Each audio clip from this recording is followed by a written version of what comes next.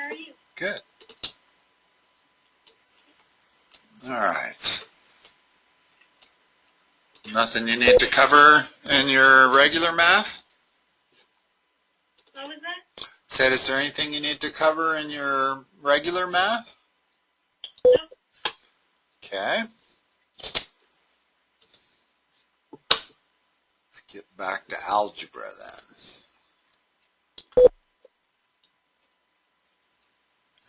Let's see. Well, they have embedded videos in this and everything, huh? So what's the meeting ID? Excuse me, I keep making that mistake. 684 717 645. Okay, thank you.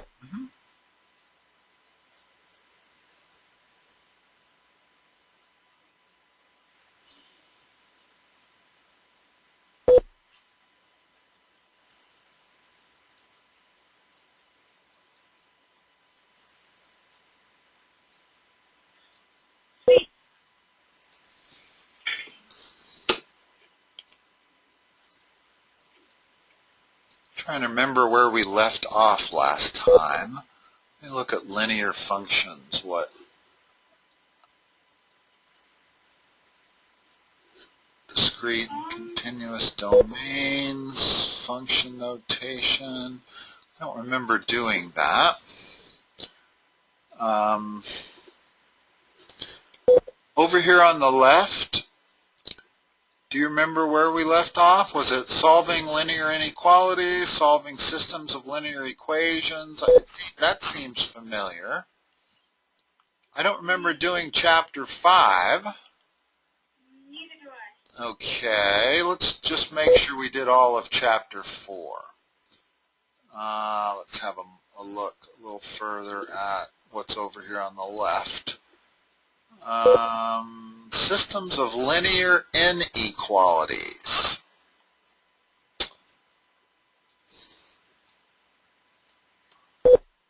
Now, let me just look at this chapter test here.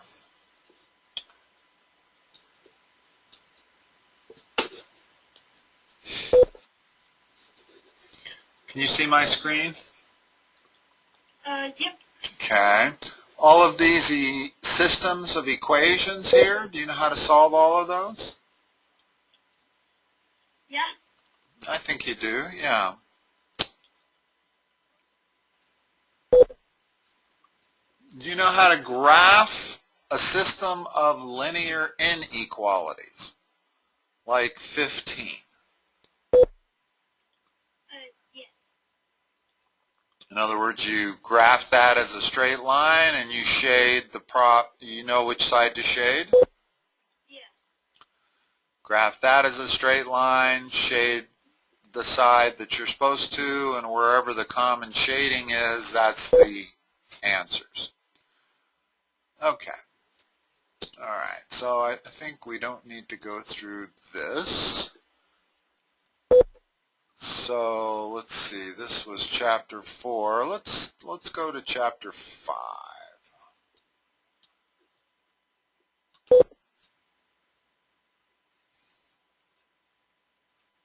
Linear functions. Let's see what they're talking about here. Yeah, discrete and continuous domain. See picture A? Yes. That's discrete. Graph number B, that's continuous. I can graph B without picking up my pencil, so it's continuous. I cannot graph A without picking up my pencil, making a dot there, making another dot there, and so forth and so on. So effectively, that's a good definition for continuity, is whether you can pick up your pencil or not.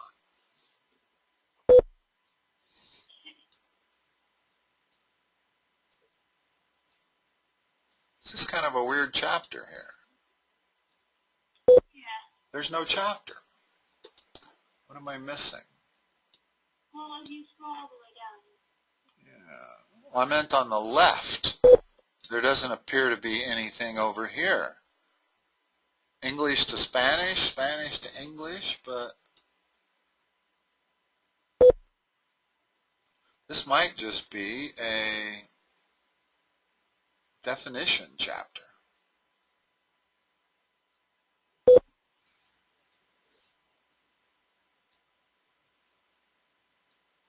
Yeah.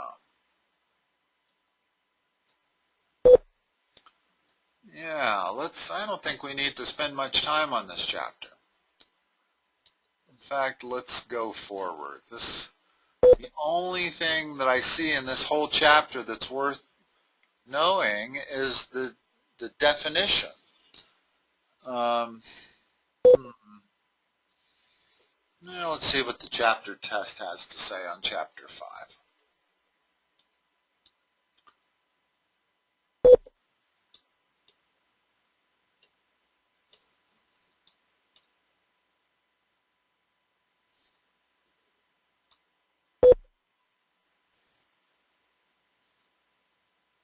Remember domain and range?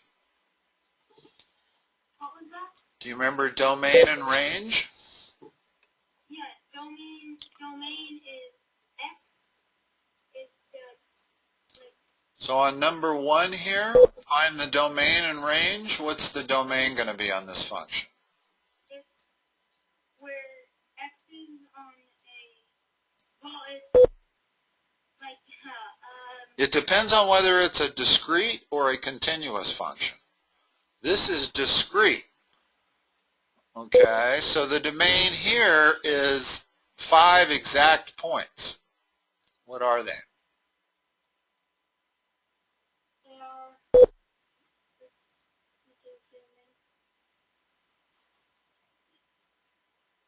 they are 3, 5, 2, 4, 1, 3, 0, 4, and negative 1, 5. Okay. You gave the domain and range, so that's fine. In other words, if somebody said, what's the domain? It would be -1, 0, +1, +2, and +3. Then if they said, what is the range? The range is 3, 4, or 5. So on discrete functions, it's just all of the individual values of x. So on number 2,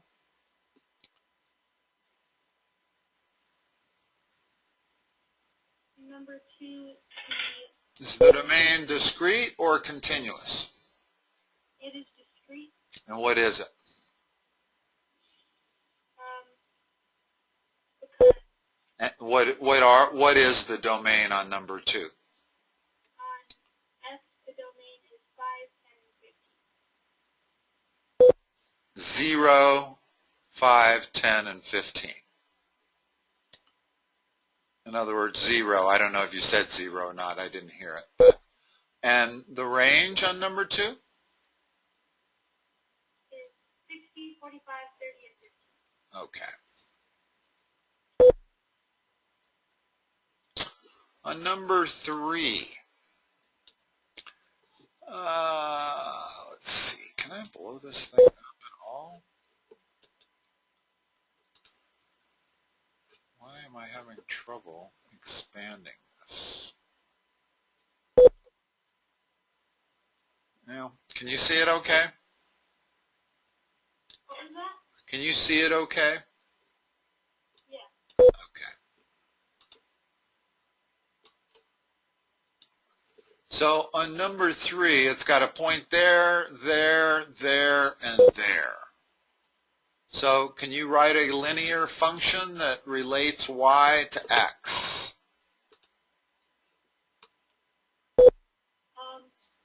Multiply it by, Okay, here's what we have. We have a point here, here, here, and there. So if I want the equation of that line, how would I get it?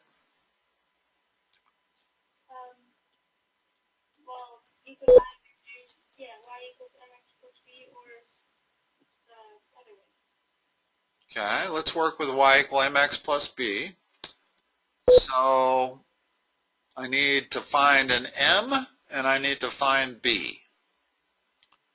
And then I'll have the equation they're looking for. So what is b from the graph? Can you see it? Yeah, it's -1. Okay, and what is m? This is 1. Okay, so the equation is Y equals 1/2 x plus 1. minus 1. Okay.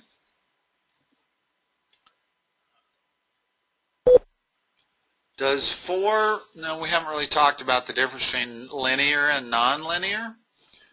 What do you suppose the difference is? Linear is probably a straight line. Uh-huh. Nonlinear is probably something that is not a straight line. Yes, a curved line. In other words, if I want a parabola, that's y equal x squared. That's not linear. If I were to plot that parabola. Okay, so if it's not linear, it's going to be nonlinear. In other words, if it does not follow y equal mx plus b for the entire way, then it's not linear. So is that table linear?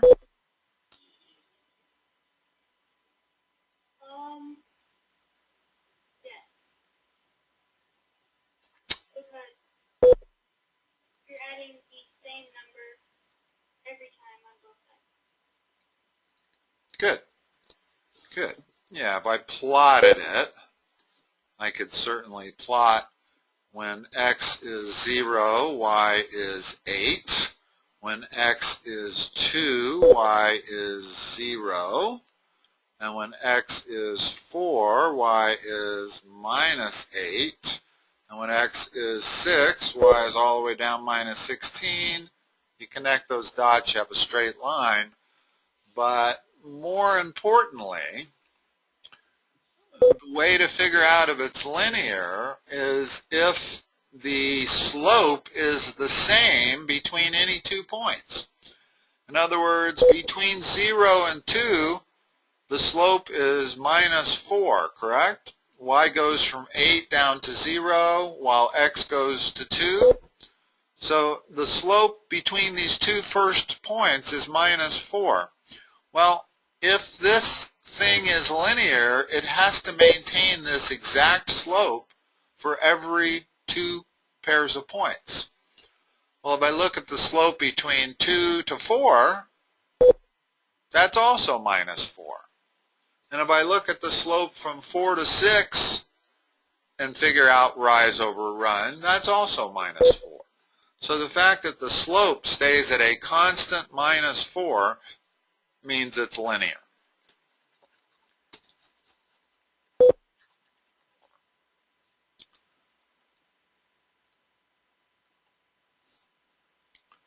David, do you know if I can magnify this at all?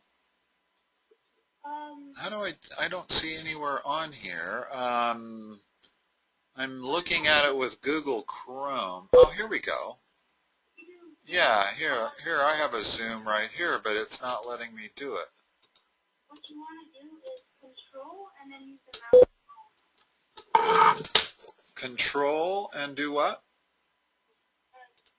Control, click out, yeah, and then control and then scroll wheel. And scroll up or down. It doesn't expand it. Are you using a laptop? No, I'm using a PC, and when I click on the zoom button, it doesn't let me zoom. Not the mouse scroll bar, but the wheel on your mouse. Ah. That lets me scroll, but it doesn't let me blow it up. Are you holding control and then doing it? Thank you. That's nice to know. I did not know that. Well, thank you very much. I'm glad I asked. Okay, so question 5. That's much better. Wow, I had no idea that that function existed.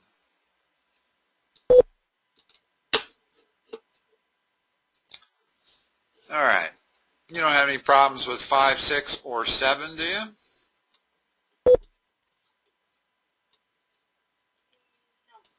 I didn't think so. Those are pretty straightforward.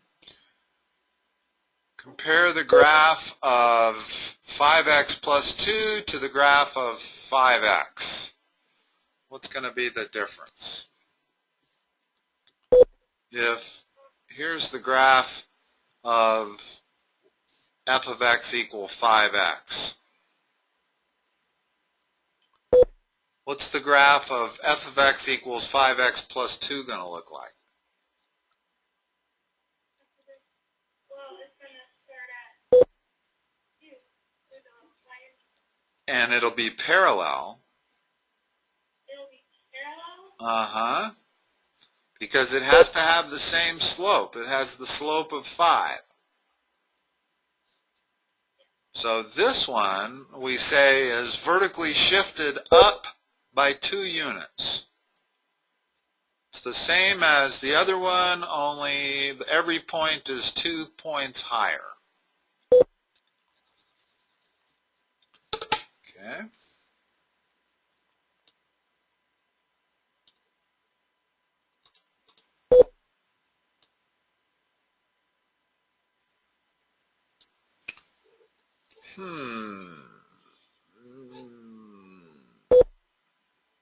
Have you had this? Translations of functions? No. Okay. Well, looks like we're going to get into it here. Yeah, first of all, what is y equals? The elementary function here is this one here. Y equals absolute value of x. Well, that looks like this. Usually your absolute value functions have a v in them like this. So if I want to know what y equals, that is just that.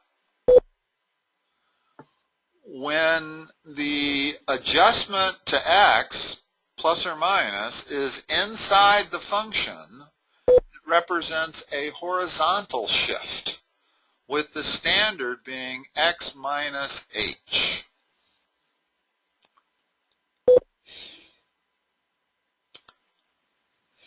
Let me go back. I'm going to explain this properly to you. Usually isn't explained properly to people, and people have trouble with it.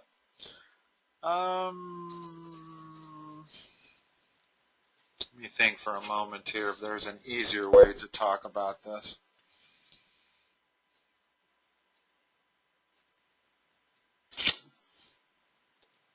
You know that it's okay to use the terminology f of x instead of y.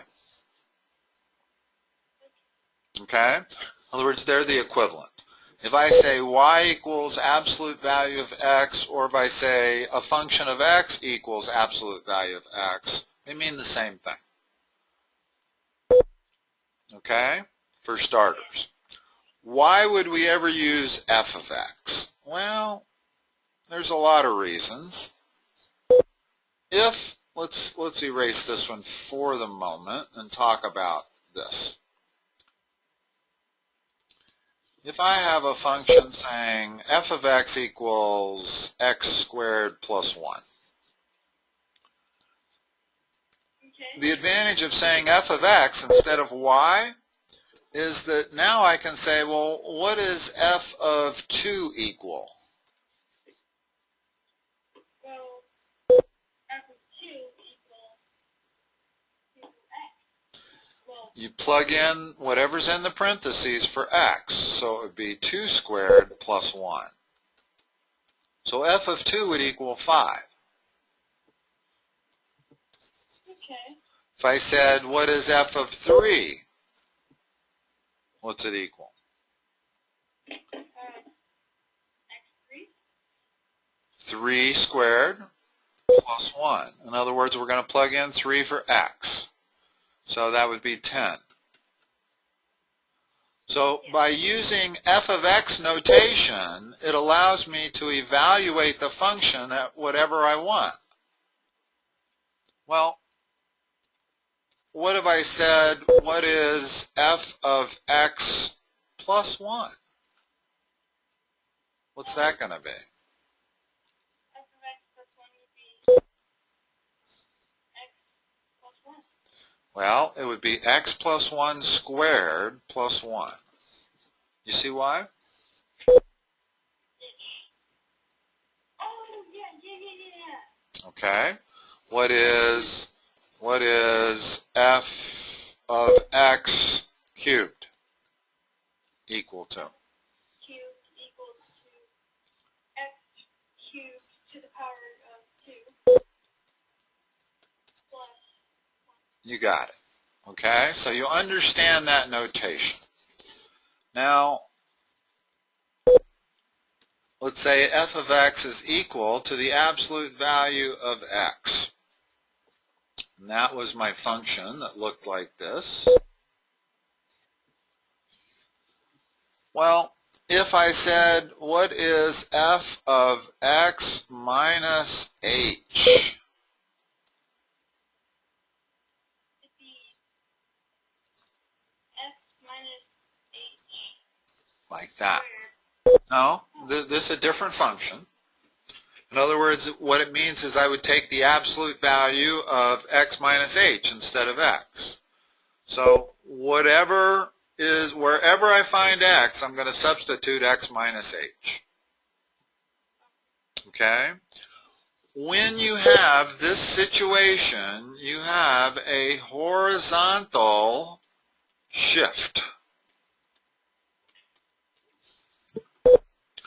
So that if I said, what is f of x minus, f plus 3, what's that going to be? So it'd be the absolute value of x plus 3. Aha. That's what we're looking at here. Without the minus 2. I'm getting to the minus 2, but I want to do it one piece at a time. When I want to do a horizontal shift of a function, is all I have to do is that. In this case, an h is a shift, a positive h is a shift to the right, a negative h is a shift to the left. So let's take a simple scenario. Let's make a minus 3. So if I said, how am I going to graph the absolute value of x minus 3? Well, I can see that h is a positive 3, correct? Yeah. Positive means shift to the right, so I'm going to go over 3 units, and I'm going to draw my function like that. So, whereas this function is f of x equals absolute value of x, this one over here is f of x equals absolute value of x minus 3. So whenever you have something being added or subtracted inside the function, it's a shift horizontally either to the left or right. Okay. So once again, when h, it's always of a general form f of x minus h. And when h is positive, you shift right. When h is negative, you shift left. You don't change the shape of the function at all. In other words, the function stays exactly the same looking, only it moves left or right.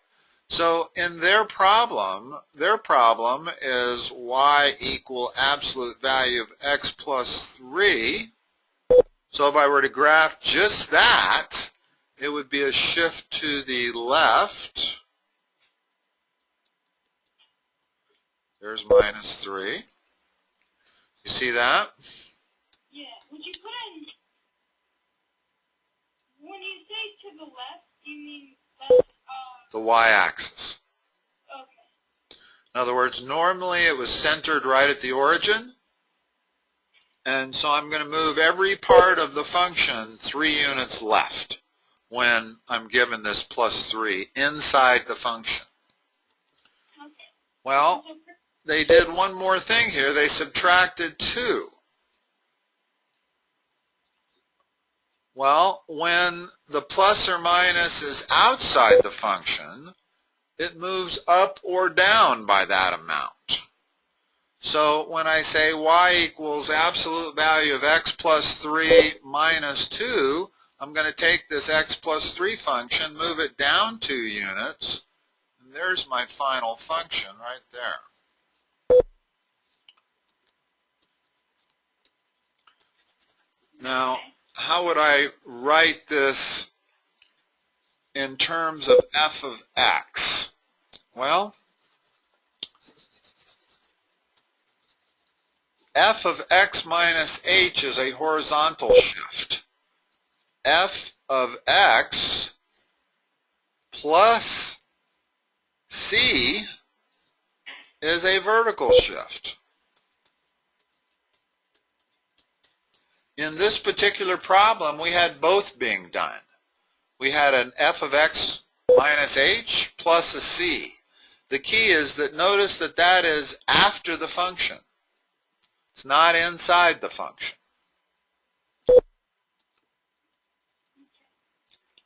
I'm wondering if I'm making this too complicated. I probably am at this level.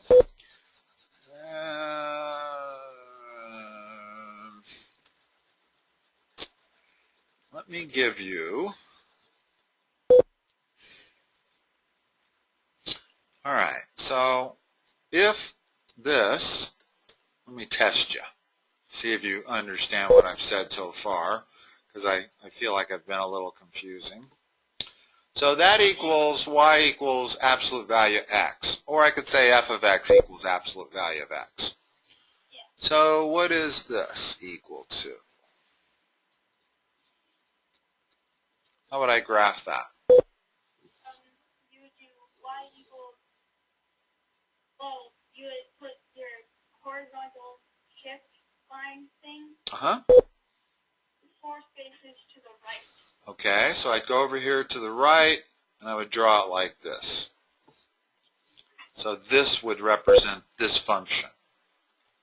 Okay, and the only other thing I might do here is add or subtract. So if I did a minus 2, I would bring the whole thing down to, in addition to going to the right 4. Okay, you got that? Let's talk about 2 other types of translations, as long as we're talking about it.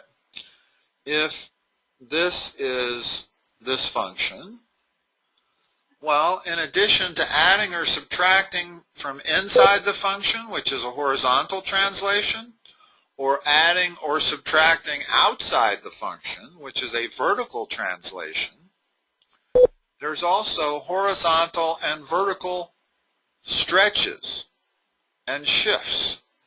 If I multiply outside the function like that, it has the effect of making every point that was on the function twice as high.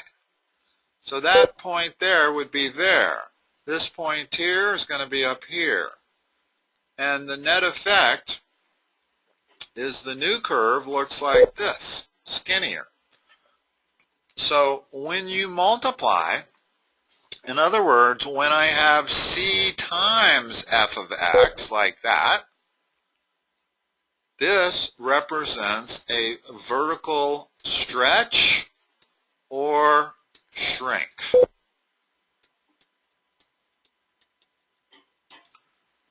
If this multiplier is greater than 1, it represents a stretch because it moves every point higher. If this multiplier is a number between 0 and 1, let's say 1/2, it acts as a shrink, so that every point that would have been on the curve is now half as far away from the x-axis as it would have been. The net effect is you have that. You have a flattening of the two straight lines. Why do they call it a shrink if it's getting bigger and a stretch if it's getting smaller? Well, the stretch really has to do with the fact that you're taking a point and stretching it up to there. I'm taking this point, I'm stretching it up to there. So that's why it's called a stretch, whereas it's called a shrink because I took this point and shrunk it by half down to there. I took this point and shrunk it by half down to there. And the net effect is I have this function that's now flatter than it would have been. So it's considered to be a shrink. Basically, whenever this c is greater than 1, it's a stretch. Whenever it's between 0 and 1, it's a shrink. And for the moment, let's ignore negative numbers. We'll talk about what it is when it's negative in a moment. Should it just be in the negative quadrant? It would reflect across the x-axis if I put a negative sign there. Yeah. In other words, if I were to, okay, so we know what a vertical stretch or shrink is. So let's talk about what a negative sign would do. Well, if I put the negative sign in front of the function like that, it merely reflects it about the x-axis. If I put the negative sign inside the function so that it's like this, it is a reflection about the y-axis. Well, with this particular function, you can't really see a reflection about the y-axis. It looks exactly the same. But that's the consequences of a minus sign. If it's in front of the function, it's a reflection about the x-axis. If it's a minus sign inside the function, it's a reflection about the y-axis. Okay?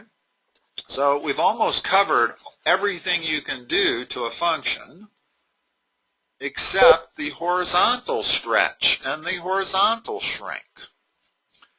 So, The first one I did was this, right? yeah. Well, what if I put the 2 inside?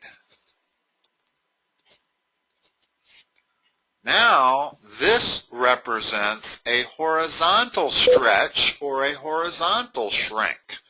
In other words, if I have f of c times x instead of c times f of x, in other words, this reflects this. The c is inside the function. The effect of this 2 would be a horizontal shrink.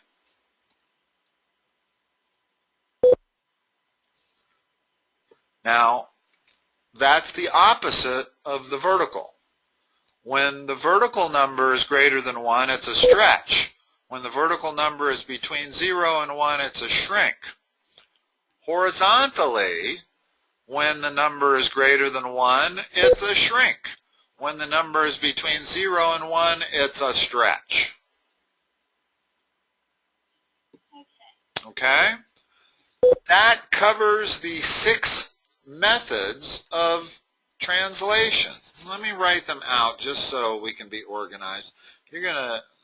This is more Algebra 2 stuff. They're kind of giving you an introduction here, but I'm going to give you the full 9 yards.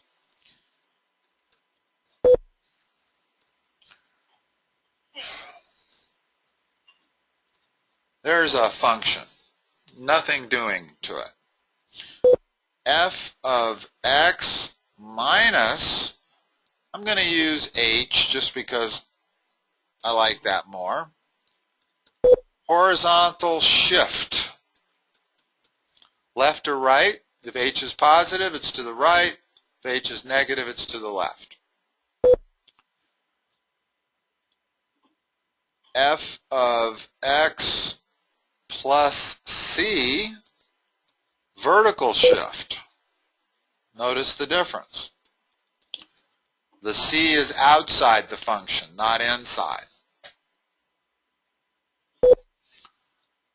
C times F of X is a vertical stretch or shrink, depending on whether C is greater than or less than 1. F of C times X is a horizontal stretch or shrink, depending on whether C is greater than or less than 1, and it goes in the opposite direction of this. In other words, when C is greater than 1, it's a shrink. When C is less than 1, it's a stretch. So what exactly would you copy? Like B intercept, Y intercept, and... No, it depends on the function. You can only refer to y-intercepts like that when you're talking linear functions. Technically, absolute value of x is kind of linear because they're both straight lines. It's just not one continuous straight line. Let's consider another function while we're talking about this. Instead of absolute value of x, let's consider the function y equal x squared, which would normally graph as a parabola like that. Okay? So what would y equal x minus 1 squared be?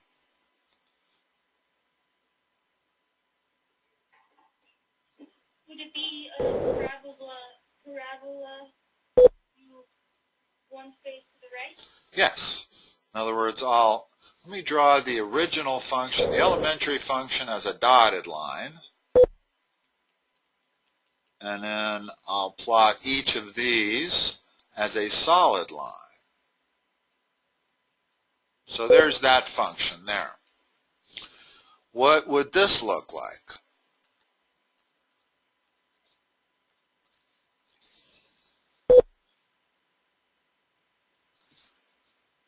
Well, it would be a... Oops, hold on. Parabola moved one square. It would be a parabolic? Moved 1 unit down. It's a vertical shift. In other words, if we look at our definitions here, we're looking at this one right there. It's f of x plus some c. In this case, the c is minus 1. So that parabola would go through that point, have the same shape as my original parabola, only it would go through this point right here, 0, comma, minus 1. Okay? And if I did this, what is that? I'm going to erase them after I've drawn them because I'm crowding up my image here. Well, for y equals 2x, would it... Oh, squared. Okay. It would be... So it's the same as my original function, only it's c times some f of x, right? Yeah. So it's a what? A vertical stretch. Right. So it gets skinnier. Yeah. Looks like that. Okay? And finally, if I want to play with the horizontal stretching or shrinking, I put the 2 inside the function. And what does that represent, that 2? A horizontal stretch. Shrink, actually. Remember, these go opposites. In other words, if C is greater than 1, it's a stretch, but if C is greater than 1 here, it's a shrink. So it has the same effect as the vertical stretch. Now, that's not always true, but in this particular function, the horizontal shrink has the same effect as the vertical stretch, and you would think it would, because I can rewrite this as 4x squared. So it should be a vertical stretch by a factor of 4, and it is. A horizontal shrink by a factor of 2 is the same as a vertical stretch by a factor of 4 for this particular function.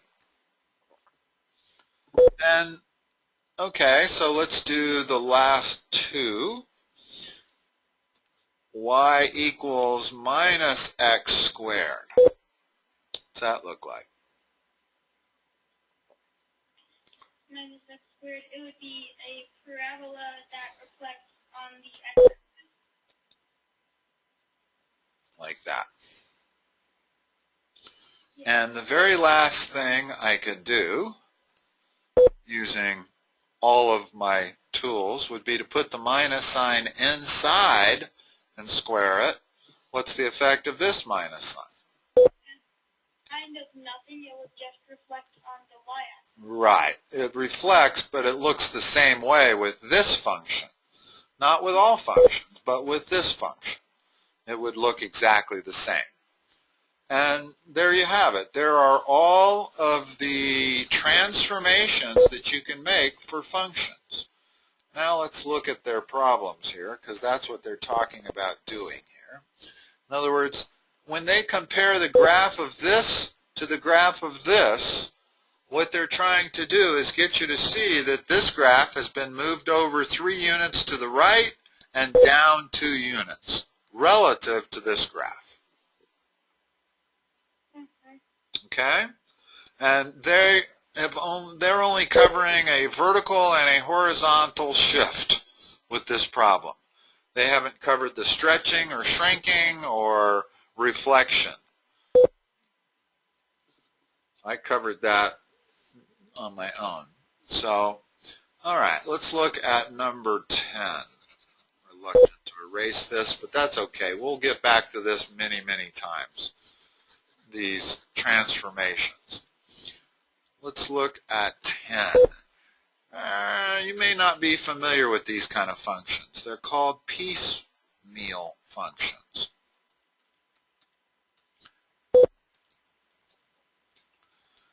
This function is going to be equal to minus x whenever x is less than or equal to 0, and it's going to be equal to x plus 5 whenever x is greater than 0. Well, if I try to draw that, when x is less than 0, y is equal to minus x. Slope of minus 1, right?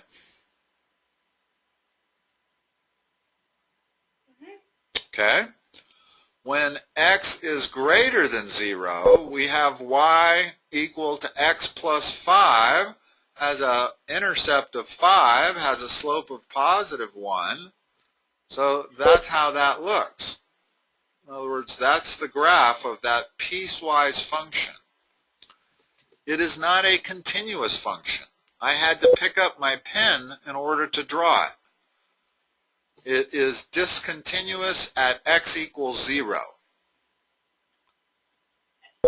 So let's talk about the domain and range of this function. What's the domain of it?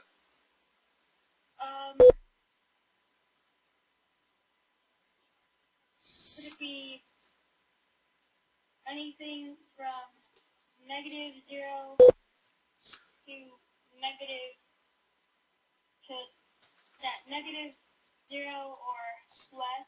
Well, remember the domain is everything that x can be. So anything. Anything, all reals. In other words, if I put my pencil on the function and I start moving to the left on the x-axis, I can go all the way to negative infinity.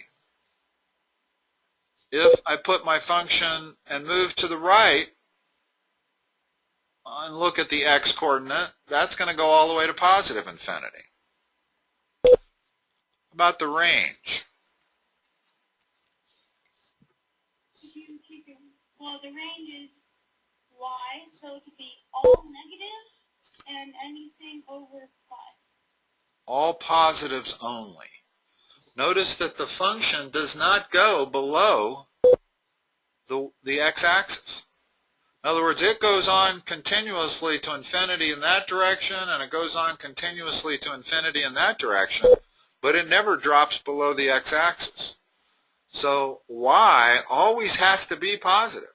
If you merely look at the graph, y is always positive.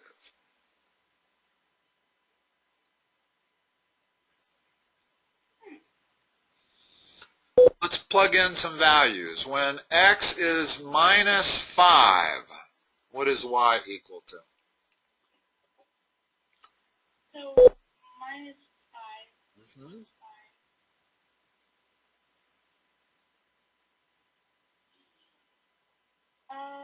No, let me change that. When x is minus 3, what is y equal to? So x equals minus 3. So we're dealing with this part of the function Oh. because x is less than or equal to 0. And we're saying that whenever x is in negative territory, y is going to be equal to minus x. So what would y be equal to? 3. Exactly. Y is going to be right there, which is plus 3. So notice that when x is negative, y is always positive because it's a minus minus. And when x is positive, this part of the function, y is still positive. In other words, if x is a positive number, y is x plus 5, so y is always positive. So there's no way y can ever be negative here. And when I say y, I mean f of x. It's the same thing. But can you see from looking at the graph why the range is only positive numbers? If we could be negative, I would have to have part of the function below the x-axis. Yeah. Now, have you had these piecemeal functions before? Nope. Never had? Okay. Well, we really are getting ahead then, aren't we?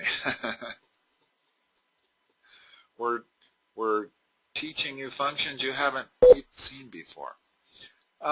Piecemeal functions are not that uncommon. You probably would recognize, let me give you a real-time example of a piecewise function.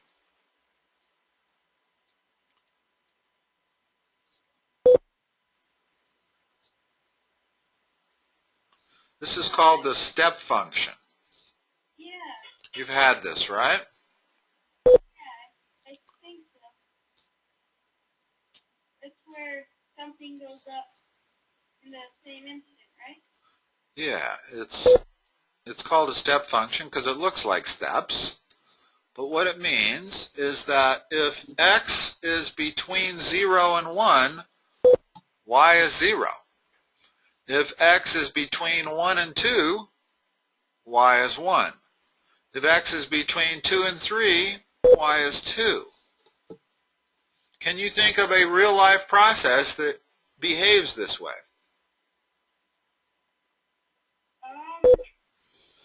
It's not easy. Most people probably could not think of this. No. Your age and what class you're in. Oh. You see why? Yeah. In other words, everybody that is between 13 and 14 or something. exactly, or first grade would be everybody that is between 6 and 7. So if I did it like this, if you're between 6 and 7, you're in first grade. If you're between 7 and 8, you're in second grade. If you're between 8 and 9, you're in third grade. So this is called a piecemeal or piecewise function because it's not continuous. But you don't need continuity for it to have real life value. Okay? So this is a classic piecewise function, the step function, but they can look like most anything. You can have a piecewise function looking like this, like that, where it would be open circle there, closed circle there. So that whenever x was less than 8, this would be the function. Whenever x is greater than 8, that would be the function. When f is exactly equal to 8, the closed dot means that's the value. Okay?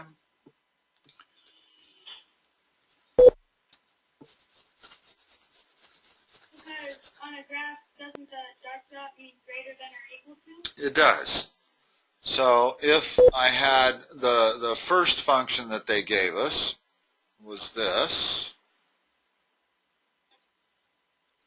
and they said that it's less than or equal to 0, it's equal to this. So the closed dot goes right there. In other words, when x is equal to 0, it behaves as a minus x function. In other words, that's y equal minus x. This is y equal x plus 5. And at x equals 0, it's the y equal minus x. So it's an open dot there, closed dot here.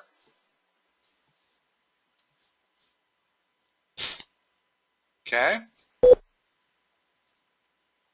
Still there, David? Yeah. Okay. All right. Man, they got a whole bunch of new stuff in this chapter here. Wow. Good. We're really getting some cool math for you. I feel like I've jumped 8 chapters ahead is the only thing. Because I would imagine you have not had arithmetic sequences, have you?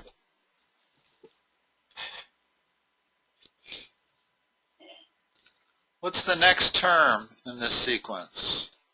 Well,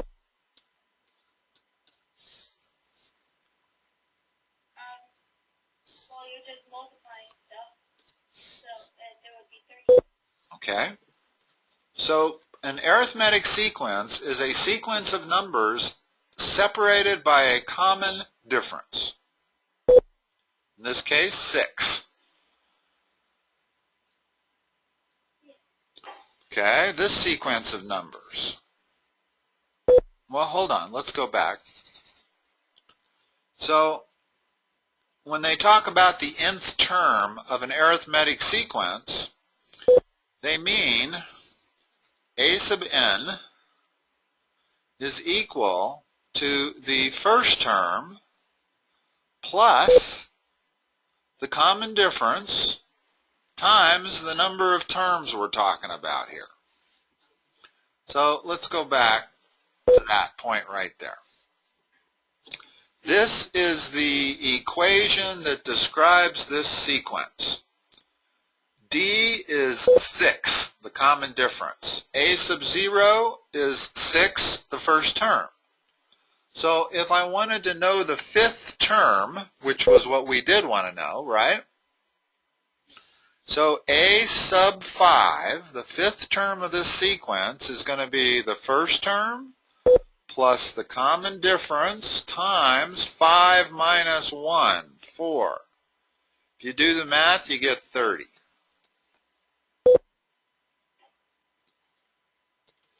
Now, where did I get this equation from? That's when you study arithmetic sequences.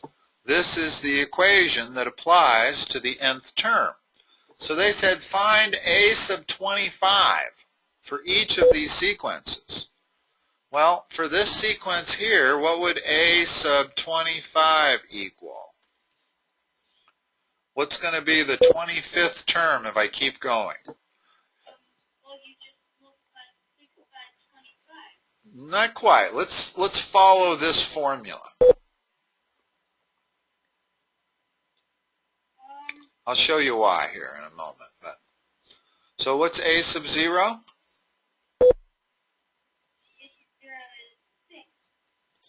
What's the common difference? N is 25, so 25 minus 1 is 24. There's your answer. 144 plus 6 is 150. 150 would be the 25th term in that sequence. Now, let's change it up just a little bit and make my sequence go like this. I'm still going to separate everything by 6. The only thing that's changed is the first term. So if I wanted the 25th term in this sequence, that's still an arithmetic sequence. By definition, an arithmetic sequence is one where every term is separated by the same amount. So if I wanted the 25th term here, I would do 2 plus 6 times 24. That is 144 plus 2, that's 146 would be the 25th term of that sequence. So you can see here that what's important to memorize is this formula right here. The nth term of an arithmetic sequence is equal to the first term plus the common difference times n minus 1. So let me write some sequences down here. We'll end on this, but what is the common difference here? 1. Plus 1, because it can be minus. In other words, if this went minus 6, minus 7, minus 8, minus 9, the common difference is minus 1. So what is the 25th term in this sequence? So a equals negative 6 plus 1, and then 1 till 24. Minus 18 is the 25th term. In other words, if I keep going here, I got minus 2, minus 1, 0, 1, 2, and so forth, plus 18, sorry.